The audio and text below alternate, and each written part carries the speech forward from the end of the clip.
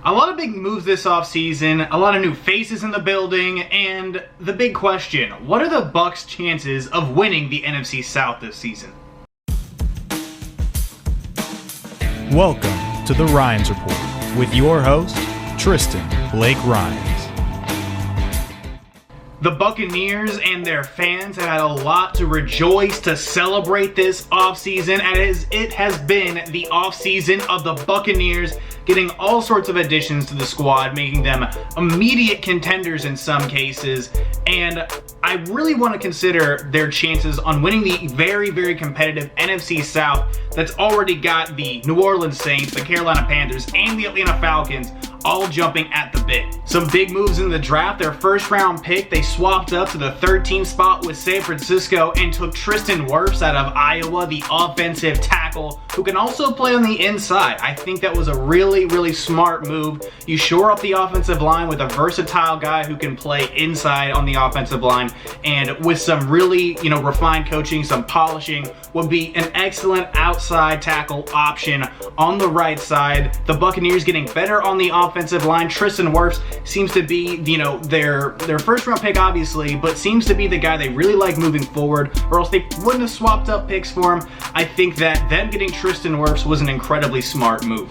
And in round 2, they went out and got a safety, Anton Winfield Jr., whose dad was a defensive back for the Minnesota Vikings for many, many years and played against one of his son's now teammates, crazy enough. But Anton Winfield Jr. adds a ball-hawking safety presence to the back end of a secondary that is currently the weakest link on a very, very, very talented roster. And then obviously the Buccaneers getting Rob Gronkowski coming out of retirement, and the Patriots could absolutely not pay for him. He wanted to go to Tampa. Bill Belichick respecting the wishes of Rob Gronkowski, sending him down there for a 4th round pick and swapping with a 7th to send Gronk down there. Them getting even better on offense. He doesn't even have to be the full 100% of himself to still be incredibly effective. He's already passed his physical. I'm sure he's already in very, very good shape. He's had a year off to rest, relax, rehabilitate, repair off of those injuries. And I think the Gronkowski move, adding him into an already incredibly talented offense that has guys like Mike Evans, Chris Godwin, O.J. Howard, Cameron Brate, and the rest of the offense getting even better around that, is going to be, a ridiculous move. It's going to make the Bucs even that much harder to stop.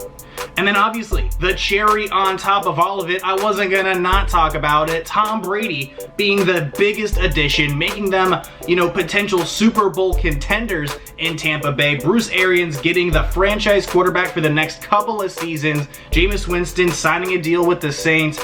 Whatever. They got Tom Brady. Tom Brady going to make them an instant contender. Like I said, the greatest quarterback of all time, joining an incredible cast and crew that I just mentioned not too long ago. And look, he's going to add the dimension of the offense that, hey, he's an incredibly smart quarterback. He understands how to not turn the ball over. And I'm sure he's going to be picking up, the offense for Bruce Arians pretty quickly. From what I understand, he already is working with the offensive coordinators. He's already, communicating with the coaches, and even making the mistake of walking into a random person's house, just trying to find the playbook. But, no, it's a new move to Tampa. Derek Jeter's house that he's renting, pretty big, so sometimes get kicked out of a park, all that stuff. But Tom Brady being an addition to the Tampa Bay Buccaneers, the biggest move this offseason, broke the headlines, is my most viewed video of the year, and honestly, huge move for the Bucs. It's the cherry on top, and again, instant contenders with Tom Brady leading the way.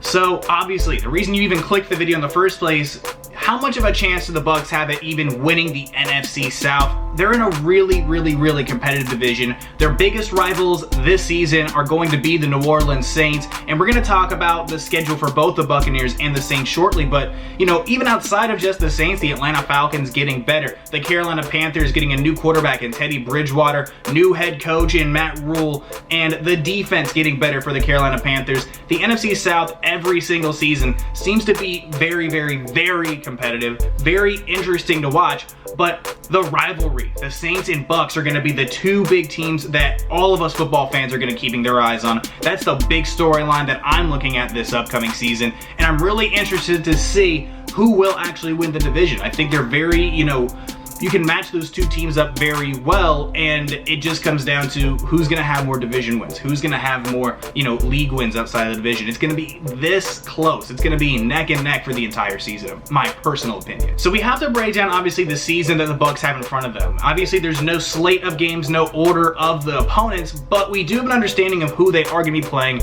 at home and away. Let's throw the graphic up right on the screen right now, and I'm going to talk about who I think is actually, who they're going to beat this season. In the division, I think they can sweep the Carolina Panthers, but I think they're also going to split the series with the New Orleans Saints and possibly the Atlanta Falcons. I'm more leaning towards a split with the Falcons necessarily, just because the Falcons are always competitive in the NFC South. They're always really, really good. And again, it's a really interesting schedule leading up. Who do I think they're going to be outside of the division this season? The Bucs, they're playing a number of good teams. The LA Rams, the LA Chargers, Minnesota, Chicago, Detroit, Denver, the Las Vegas Raiders, and the New York Giants are all teams I think the Buccaneers right now could be, giving them a 12-4 record on the season and a very, very, very strong candidacy to win the NFC South. But now we obviously have to take a look at the New Orleans Saints schedule. They've got a lot of talent on that roster, adding some more quarterback depth, keeping Taysom Hill, signing Jameis Winston. That's a W. Offensively, Mike Thomas, Alvin Kamara, getting better all around by keeping Drew Brees, getting Cesar Ruiz, the center out of Michigan in the first round. The offensive line is stacked with talent. The defense, incredibly talented season to season. But let's talk about who I think they're going to be beating this season.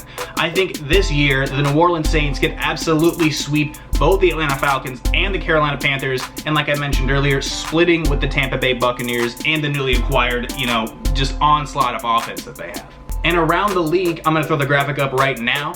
Around the league, they're going to be playing some teams such as the Minnesota Vikings. These are teams I think they can beat as well. My apologies, let me make that clear. The Minnesota Vikings, the LA Chargers, Green Bay, Denver, Las Vegas Raiders, Detroit, and Chicago are all teams that I think the New Orleans Saints should be favored to beat this season. Those are teams that, on paper right now I'm taking that as potential wins for the New Orleans Saints. I'm sure at some point they're going to probably maybe drop one of those games, but maybe beat a team that I didn't have them projecting winning. The NFL is such a weird and fickle, weird, strange season that you can't predict everything, but these are just my early guesses, so to speak. So the New Orleans Saints, with that, finished with a 12-4 record as well, but by going 5-1 in the division, I think the New Orleans Saints are going to eke past the Buccaneers and get either that 1 or 2 seed, or even 3 seed in the NFC. But the Buccaneers being a wildcard weekend team, nothing too shabby. I mean, 12-4 record is not bad in the slightest, and the Buccaneers are an incredibly talented team, and